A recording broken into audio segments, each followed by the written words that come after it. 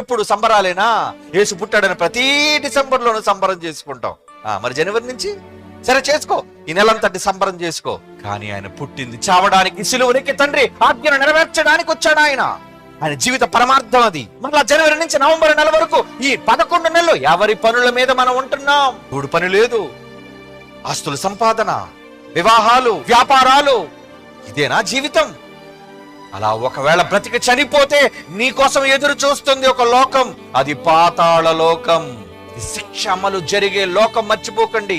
అక్కడ దేవుడికి క్షమ లేదు, కనికరం లేదు, చిన్న పెద్ద తేడా లేదు, అందరికీ శిక్ష.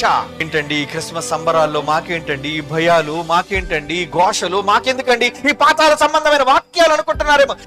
ఎందుకంటే అవకాశం ఇచ్చాడు నీకు ఇక్కడే, బ్రతకమని అవకాశం ఇచ్చాడు, మారమని అవకాశం ఇచ్చాడు. అందుకే అనేక దైవజనుల ద్వారా ఈ మాటలు వినిపిస్తున్నాడు. మారండర్రా నా పిల్లలారా, మారండి.